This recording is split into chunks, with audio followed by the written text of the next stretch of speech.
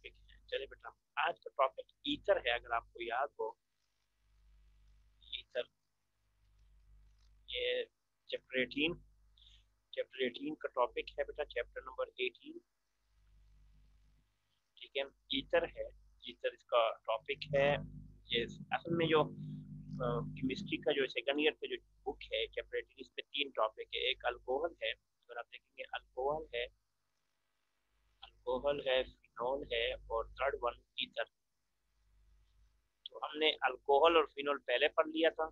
ठीक है, अल्कोहल पढ़ लिया था, फिनॉल, और अब ईथर। इसकी तमाम लेक्चर जो है मेरे यूट्यूब चैनल पे आप वहां से देख भी सकते हैं बेटा। ठीक है, तो आज का जो टॉपिक है वो ईथर है। ठीक है, बेसिकली ईथर क्या होता है, मैंने आपको क्या बताया, ये वाटर से निकला हुआ है। तो वाटर का जो जनरल फार्मूला होता है, अगर आपने देखेंगे ये वाटर का अगर सिंपल स्ट्रक्चर हम देख लें, तो इसमें both the hydrogen of water are replaced by alkyl R, यानी इसकी जगह पर भी आप आर लगा दें और इधर भी आर लगा दें, तो ये दोनों ईथर का इसका जनरल फार्मूला बनेगा। ठीक है, यानी अगर इसका हम जनरल फार्मूला कर लें तो आर ओ आर। ठीक है, इसको आर वन कह दो, बेशक इसको आर टू कह दो, जनरल फार्मूला है। ठीक है, अगर इसकी डेफिनेशन की बात की जाए तो हम कह सकते हैं the compound in which, the compound in विच,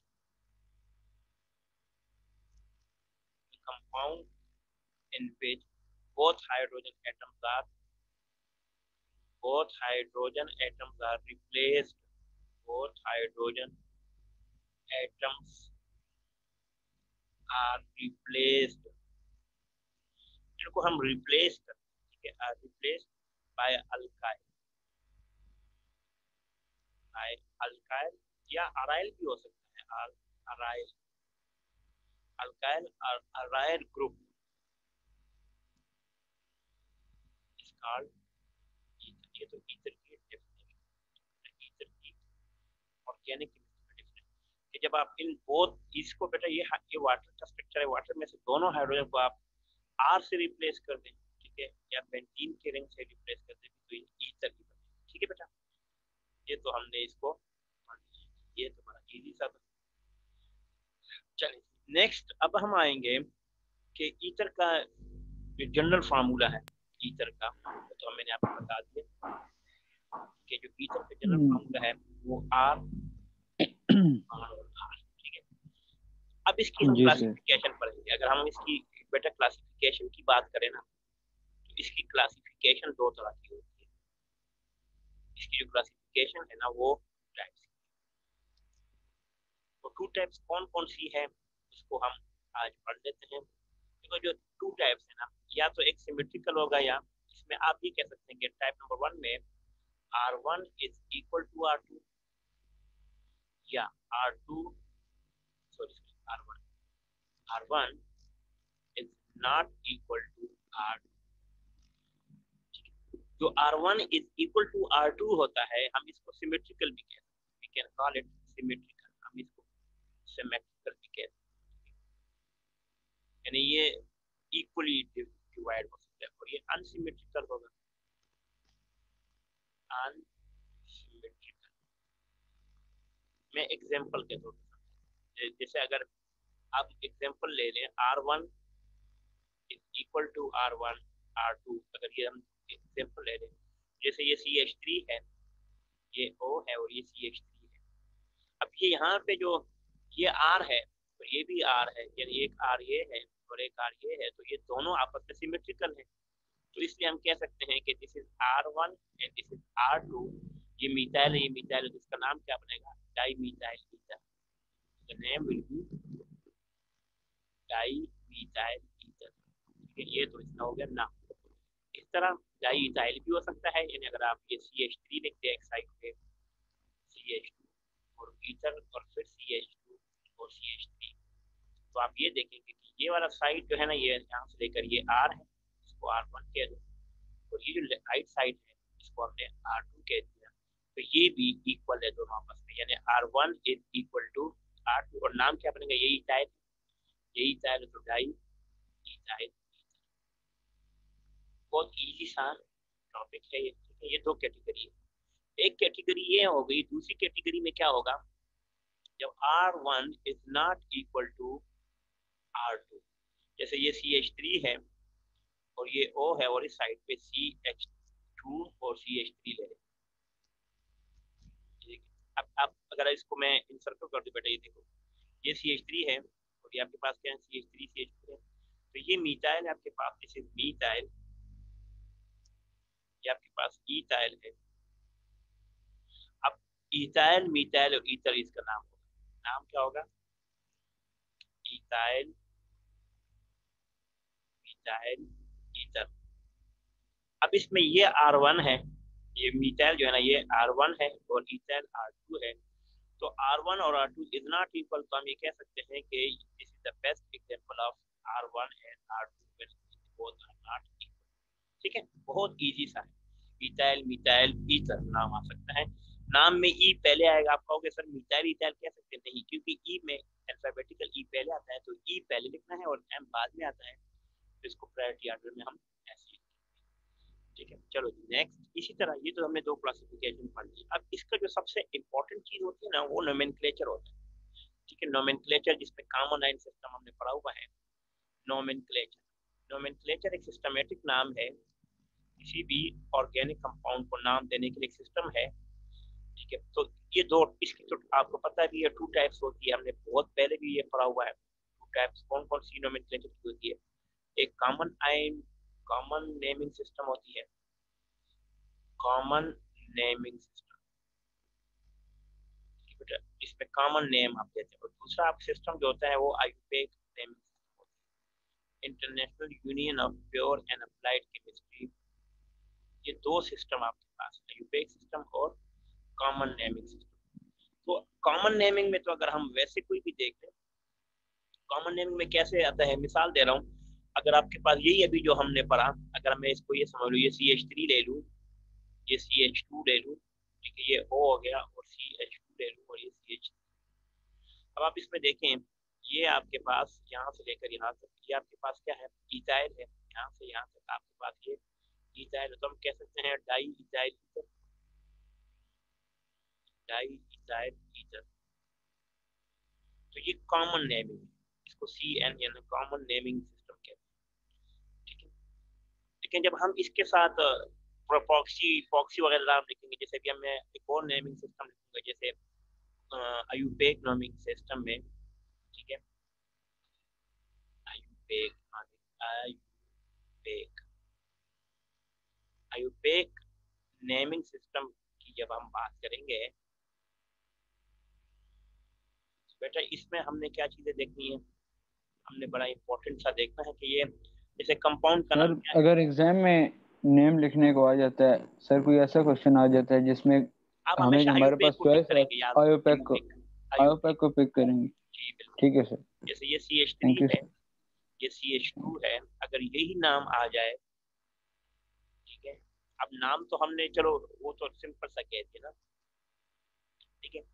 अब आपको पता है कि इस तरह के नाम में आप इस पूरे को एक ग्रुप मानेंगे, ये पूरा एक ग्रुप, इसको 1 2 कह दो, तो ये इसके साथ देखो कितने कार्बन होंगे वो आपने देखते हैं। देखिए अगर आपके पास 1 2 2 है, तो ये यहाँ तक तो इथॉक्सी हो जाएगा, इथॉक्सी, देखो ये दोनों ये इथॉक्सी हो गए, और कितने हैं, 2 कार्बन है तो ईथेन, तो अगर ये 3 होंगे तो प्रोपेन, 4 होंगे तो ब्यूटेन, ये सब छोटे वाले के साथ इसको मिलाना है।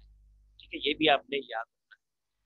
अगर आप कहोगे सर ये मुझे समझ नहीं है, मैं आपको एक और समझाता हूँ, मिसाल दे, देखिए अगर आपके पास यहाँ पे CH3 है और एक O है और एक साइड पे इथाइल है, ठीक है, अब देखिए अब आपको समझ आ जाएगा, तो छोटे वाले के साथ ये मिलाना है, तो ये छोटा मिलाएंगे, ये देखो मिथाइल से मिथॉक्सी, मिथॉक्सी, ठीक है, और ये ईथेन, तो मिथॉक्सी क्या हो जाएगा, ईथेन। ठीक है, अगर यहाँ पे 3 हो, जैसे ये CH3 हो जाए और CH2 हो जाए और O, फिर CH2 CH2 और CH3। अब बेटा और देखो, पहले तो आपने इसको डिवाइड करना है, देखो जैसे ये इथाइल की साइड पर और इस साइड पर आपके पास, देखो एक साइड पे इथेन है और एक साइड पे प्रोपेन, जो कम होगा, कम ये वाला है ना, इसको इसके साथ मिलाना, तो ये जी सर, इथॉक्सी हो एथोक्सी प्रोपेन बन जाएगा। जाएगा। वेरी गुड बेटा, इथॉक्सी प्रोपेन। इस तरह के नाम आपने खुद। सर ब्रांचिंग वाले में सर लॉन्गेस्ट चेन को कंसीडर करेंगे ना, और उसके हिसाब से नंबरिंग करेंगे ना। किसने? ब्रांचिंग हो रही होगी जहाँ पर हाँ सर, हाँ, मतलब ब्रांचिंग में तो लॉन्गेस्ट करेंगे, लेकिन यहाँ पे आयुपेक में इसको आपने इस तरह का नाम भी दे सकते हैं, ठीक है। अब जैसे मिसाल दे रहा हूँ, एक और इसी कंपाउंड को मैं एक और नाम लिख देता हूँ। फर्स्ट को ये एक कंपाउंड है, ये यहाँ पे CH है और यहाँ पे CH3 है और यहाँ पे CH3 है। अब देखो, इसको तो आपने मान लिया ये है मिथॉक्सी, यहाँ से आपने मान लिया क्या, इसको मैंने कह दिया मिथॉक्सी, ठीक है। आपने क्या कह दिया इसको, मिथॉक्सी। अब कौन से कार्बन पर मिथॉक्सी है? 1 2 3, लॉन्गेस्ट चेन तो आपने ये सेलेक्ट किया हुआ है, ऐसे ही है ना, लॉन्गेस्ट चेन आपने ये, तो ये 1 2 और 3, 2 के ऊपर ही मिथॉक्सी है ना, तो 2 मिथॉक्सी 1 2 3 प्रोपेन, 2 मिथॉक्सी प्रोपेन, ठीक है। आपने इस तरह देखने होते हैं, ठीक है। बहुत इजी सा नोमेनक्लेचर है, तो आप प्रैक्टिस करेंगे तो आपको समझ आएगा। बट अब जो आसान चीज है वो मैं आपको समझाने, वो प्रिपरेशन है, ठीक है। वो क्या है? प्रिपरेशन। अब प्रिपरेशन जो है ना, टीचर की बहुत ज्यादा है। हमने से वही पढ़ना जो हमारे सिलेबस में जो सबसे इम्पोर्टेंट है ना, वो विलियमसन सिंथेसिस के पेपर में अक्सर आता है, विलियमसन सिंथेसिस,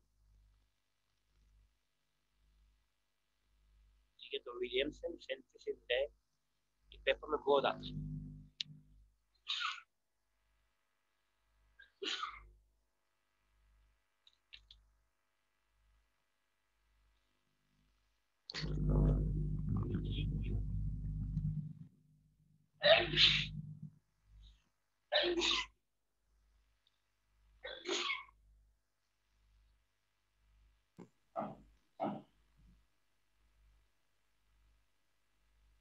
विलियमसन,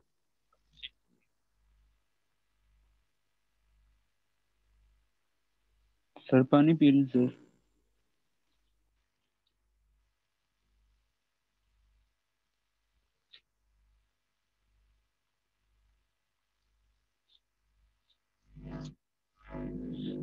सॉरी बेटा, मुझे सख्त नींद की आ गई है, ठंड लगी है।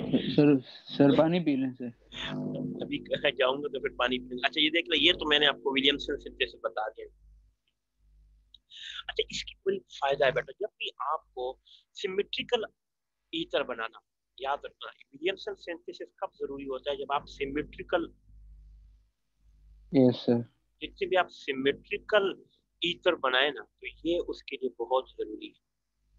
इसके लिए तो बेसिक दो ही चीजें चाहिए। देखिए, कोई भी अल्कोहल ले ले, आपने कोई अल्कोहल जैसे ROH या कोई भी अल्कोहल ले ले, इसमें आपने सोडियम डालना है, मेटल डालना है, ठीक है। और किसी भी अल्काइल हैलाइड यानी RH के साथ रिएक्शन करना है, ये जनरल रिएक्शन। अब इससे क्या होगा मैं आपको देखो जरा। सबसे पहले क्या होगा कि बेटा, ये जो आपके पास Na है ना, ये Na, ये तो इस X के साथ NX बना देगा, सोडियम X, ठीक है, NX हो जाएगा, ठीक है। अब इसका मतलब क्या हुआ कि यहाँ से तो ये तो निकल गया। अब ये जो O है ना, ये वाला H, ये यहाँ से निकल जाएगा, और ये R जो है ना, वो इसकी जगह पर आ जाएगा, तो ये बन जाएगा ROR प्लस। अब H को अलहदा तो हम लिख नहीं सकते, जैसे H को अलहदा नहीं लिखते, तो इसको जब मैं हाफ लूंगा ना, तो ये हाफ हमेशा लूंगा, ये इससे कैंसिल हो जाएगा, एक H ले एक जनरल रिएक्शन लिखता हूँ, फिर आपको समझ आएगा, ऐसे आपको समझ नहीं आएगा। फर्ज करो इसकी जगह पर मैं लिखता हूँ बेटा, देखो इसकी जगह पे मैं लिखता हूँ CH3, R की जगह पे लिखता हूँ CH3, O और H, ये इथेनॉल है। जब ये सोडियम के साथ रिएक्ट करेगा तो Na, ठीक है। और इसकी जगह पे भी आप CH3 लिख लें और यहाँ पे लिख लें Cl, कितना प्यारा रिएक्शन बनेगा देखो जरा। सबसे पहले तो ये होगा कि यहाँ से Na इस Cl के पास जाएगा, तो क्या बनाएगा NaCl, साल्ट, ठीक है। ये CH3 इस H की जगह पे आएगा तो H निकल जाएगा, तो ये CH3 OCH3 बन गया, dimethyl ether plus half H2 निकल जाएगा। इसका मतलब क्या हुआ कि हमें सिमेट्रिकल बन गया। देखो, हम अनसिमेट्रिकल बना सकते हैं। हमें अगर डाई इथाइल ईथर चाहिए तो मैं यहाँ पे इथाइल लिखूंगा, ठीक है, यहाँ पे भी इथाइल लिखूंगा तो डाई इथाइल आ जाएगा। यहाँ पे प्रोपाइल अगर मैं लिखूंगा, यहाँ पे प्रोपाइल, डाई प्रोपाइल ईथर, आपकी मर्जी है जो। ठीक है, ये बस समझ आ गई है। चलिए, काफी रिएक्शन इसमें से हो सकते हैं आगे जाके। सेकंड मेथड जो है ना, ये तो पहला मेथड है, जो सेकंड मेथड है बेटा वो है from alkyl halide and silver oxide. From alkyl halide, हम अल्काइल हैलाइड से alkyl halide and silver oxide दोनों से बना सकते हैं, हम दोनों से ईथर बना सकते हैं। अल्काइल हैलाइड भी बना सकते हैं, और जैसे मिसाल के तौर पे देखो, कोई अल्काइल हैलाइड ले लो, जैसे ये आर है, ये आर एक्स यानी अल्काइल हैलाइड, दो लेंगे, 2 मॉलिक्यूल इसके लिए, और सिल्वर ऑक्साइड के साथ रिएक्शन करेंगे Ag2O, ये सिल्वर ऑक्साइड। इसका फार्मूला ये होता है कि Ag के ऊपर जो है ना +1 होता है और ऑक्सीजन के पास -2 होता है, तो क्रॉस मल्टीप्लाई होती है, क्या बन जाता है Ag2O। अब बेटा देखें, अगर आप और से देखें तो यहाँ से ये दोनों, यहाँ से क्या अपना सिंपल सा एक रिएक्शन बन जाएगा, क्या देखो, ये आर ओ आर मिल जाएंगे, ठीक है, और Ag2X या 2Agx बन जाएगा, 2Agx। बहुत इजी सा रिएक्शन। अब जैसे इस आर की जगह पे अगर मैं इथाइल या मिथाइल डालता हूँ, फर्स्ट करो, मैं देखो इस आर की जगह पे क्या लिखता हूँ, या रेड से ये, इसकी जगह मैं लिखता हूँ CH3 CH2 और लिखता हूँ Cl क्लोरीन। इस आर की जगह भी इथाइल लिखता हूँ, ठीक है, और क्लोरीन। और सिल्वर तो ऐसा ही है, तो सिंपल ऐसा ही है Ag2। अब बहुत इजी सा रिएक्शन है, देखो ये आपस में क्या बना लेंगे, और से देखो ये इन्होंने बना लिया है 2AgCl silver chloride plus ethyl ethyl di ethyl ether CH3 CH2O CH2 CH3, ये तो ये डाई इथाइल इथर बन गया। कितना आसान सा रिएक्शन, ठीक है, बहुत इजी सा। एक और भी रिएक्शन है जो अक्सर कभी सिलेबस में आता ही नहीं है, वो भी बहुत इंपॉर्टेंट है, क्योंकि हमारे सिलेबस में आता नहीं है, लेकिन bye dehydration, bye dehydration of alcohol, हम अल्कोहल की डिहाइड्रेशन भी करते हैं। जब हम डिहाइड्रेशन करते हैं तो उससे भी हमें भी निकल जाता है। मिसाल दे रहा हूं, अगर आपको अगर आपने समझना है तो इसके रिएक्शन को कर लेते हैं। रिएक्शन क्या है, देखो आपने तो पहले यही रिएक्शन जो अभी हमने बनाया इथेनॉल, या आपने वो ये बना लिया इस तरह। जब आप दो इथेनॉल के मॉलिक्यूल लेते हैं और इसमें आपने कंसंट्रेटेड सल्फ्यूरिक एसिड डाल दिया H2SO4, तो कंसंट्रेटेड सल्फ्यूरिक एसिड क्या करता है, आप 140 का टेम्परेचर दें ना इसको, तो बेटा वो यहाँ से पानी को रिमूव कर लेगा। देखो जरा, पानी को क्या कर लेगा, निकालेगा। तो यहाँ से वाटर निकल गया H2O, और देखो ये इथाइल और ये इथाइल इसके साथ मिलके CH3 CH2O CH2 और CH3 बन गया। सिंपल सा है, बहुत इजी सा रिएक्शन, ठीक है, बहुत इजी। अच्छा एक और बात इंपॉर्टेंट लिख लेता हूँ, बहुत इंपॉर्टेंट है, ठीक है बेटा, इसमें आपने क्या करना है जरा समझ ले। क्या अगर आपके पास एक इथेनॉल है यानी C2H5OH है, और एक मिथेनॉल है यानी CH3OH, और इसके अंदर हम H2SO4 डालें और इसको हीट करें, तो बेटा 4 डिफरेंट प्रोडक्ट बन सकते हैं। कैसे, सबसे पहले तो आपके पास CH3OCH3 बनेगा यानी डाई मिथाइल ईथर बनेगा। दूसरा डाई इथाइल ईथर भी बन सकता है।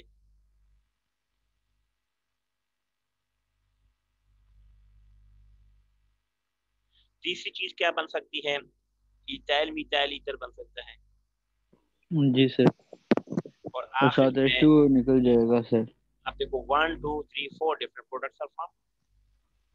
कभी कोई क्वेश्चन आता जी है, सर। क्वेश्चन आता है कि टू डिफरेंट जो होते हैं, टू डिफरेंट अल्कोहल जो होते हैं ना, कहते हैं वाई, आप लिखेंगे वाई टू या हाउ, या वाई आएगा या हाउ टू डिफरेंट अल्कोहल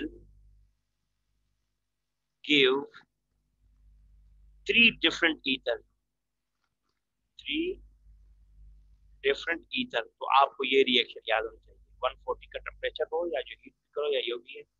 तो एक मिथेनॉल, एक देखो एक क्या हो सकता है, एक methyl di methyl ether, di ethyl ether, methyl ethyl ethyl methyl ether और वाटर, ये 4 प्रोडक्ट आपके बन सकते हैं।